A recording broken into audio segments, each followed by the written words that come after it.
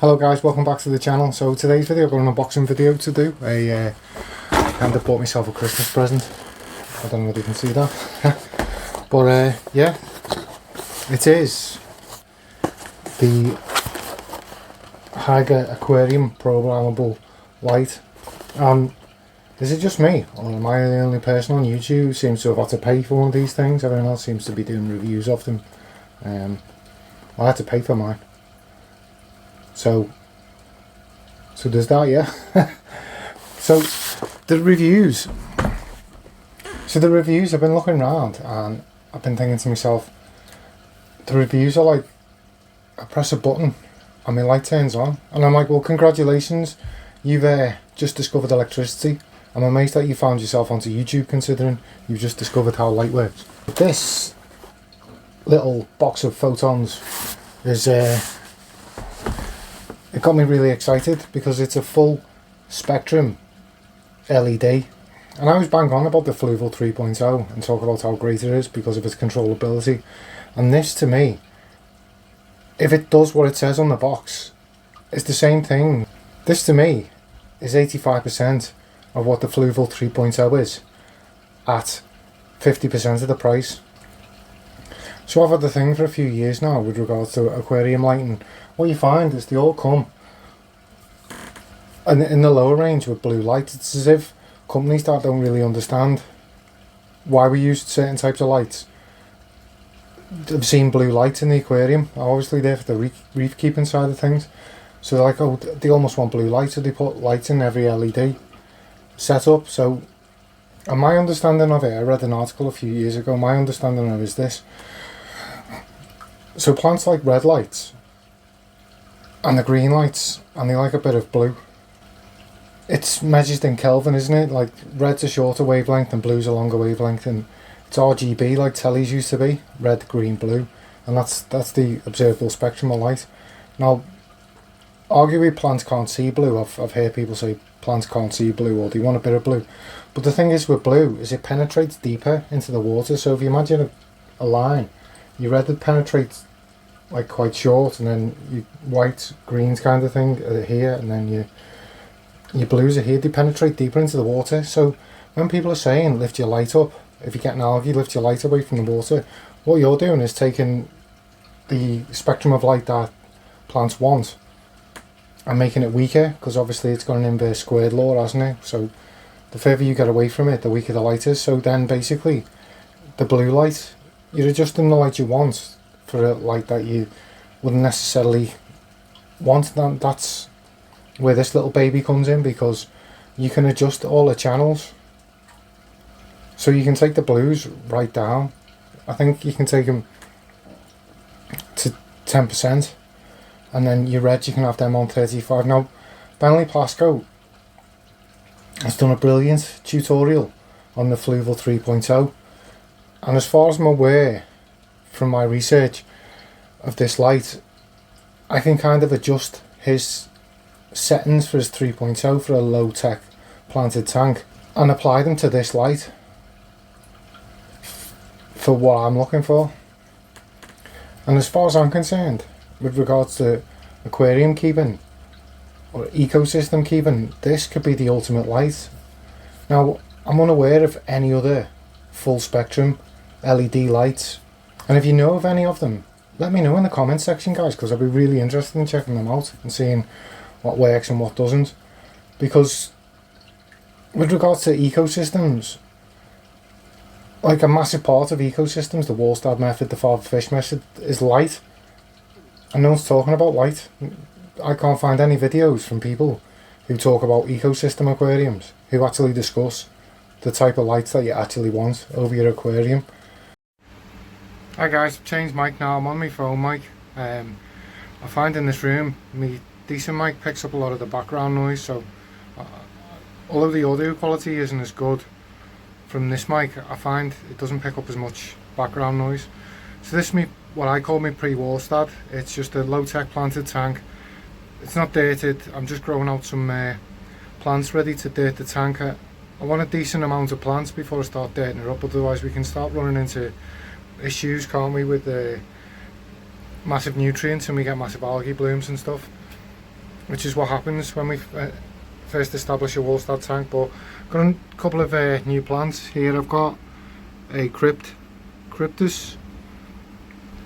I wanted the balance, I can never pronounce it. I wanted that, but I couldn't find it anywhere, so I got this.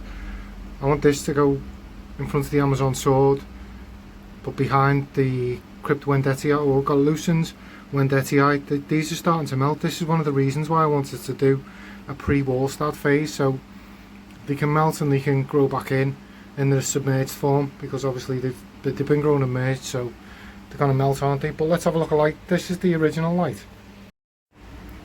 And there we go, that's with our Hygger beast.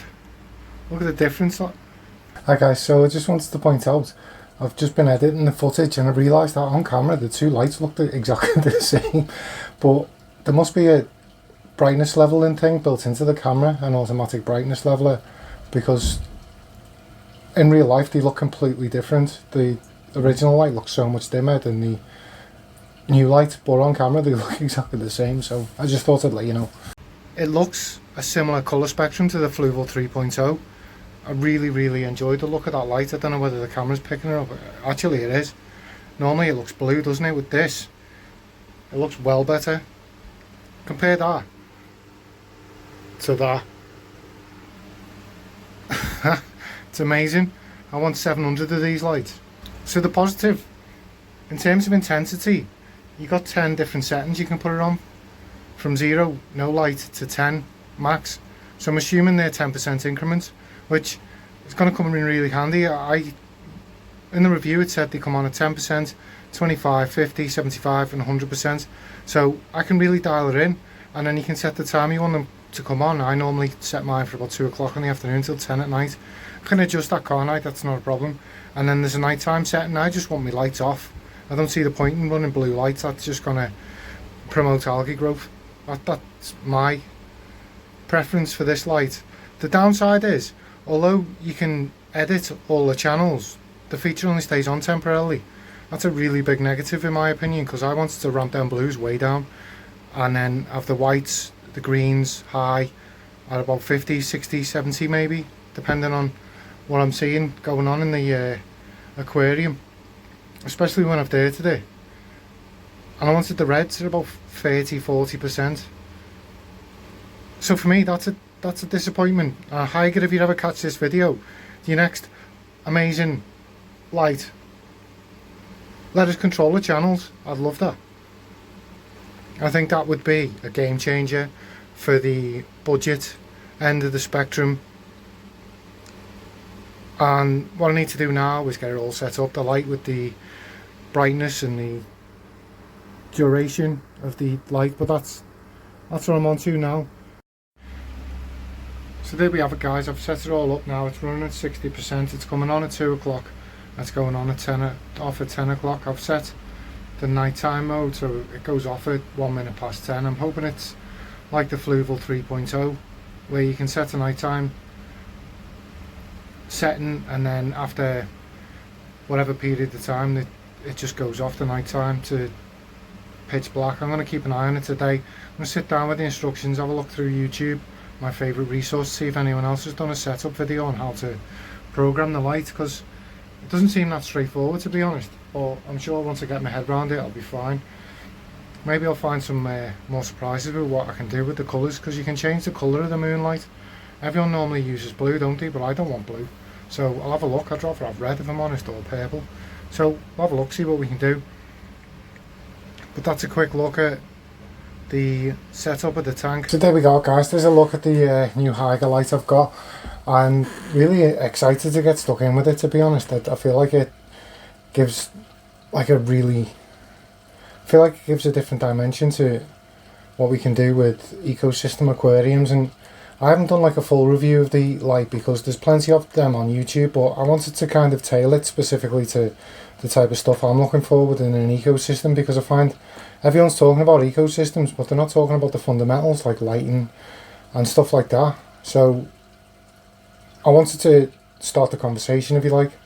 A few users have been asking me what's going on with this tank, and when the question came in I'd seen the thumbnail and thought we were talking about the tank in the thumbnail, so I just said it's fine. I didn't realise we were talking about this little box of joy here. So basically, to let you know what's going on, all my crystal shrimp have bred, and there's tiny little crystal shrimp in there. And while that's happened, at the same time I've got an algae bloom, so I didn't want to pull all the algae out because there's tiny little crystal shrimps in there, and I don't want to be pulling them out, so I'm kind of managing it. I've turned the photo period right down to 6 hours a day, and I'm not manually removing it yet. I'm going to let the shrimp get a bit bigger, but I've got some floating plants in there, so obviously, hopefully it starts struggling, the algae, and then I can start picking it up bit by bit. But the floating plants should start absorbing the nutrients, and with the photo period, then the algae should have issues surviving. So that's what's going on with that tank.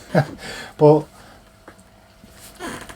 that's part of my philosophy of fish keeping. I like to try and deal with the cause of a problem rather than patching up wounds, because I just feel like if you're patching up wounds, then the problem's going to come back. You have to deal with the cause of the problem, and then you'll have long-term success. So thanks for all the support, guys. We've just come into 2024, and I'm really excited with the channel this year. I'm going to push to try and get it to the 1,000 sub mark this year. That's my goal for the year, and obviously the way I'm going to do that is by bringing the best quality content I can, and I want to come up with some really interesting topics. I want to combine me ecosystem stuff with the shrimp breeding and the fish breeding. I want to kind of combine it all together, so I'm giving out one philosophy. And obviously I'm not here to be telling other fish keepers what to be doing. I know a lot of other channels talk to other people, and they talk as if they're the boss, and I want to move away from that and just let you know that I'm only here to share my experience with you. And obviously a lot of other small content creators come on my channels. A lot of them are bigger than me, obviously, but they come on my channel, and that's what I wanted this journey to be about. I just wanted it to be a journey over time to share my experiences like I've done on my Instagram and my Facebook group. That's what my YouTube channel is all about.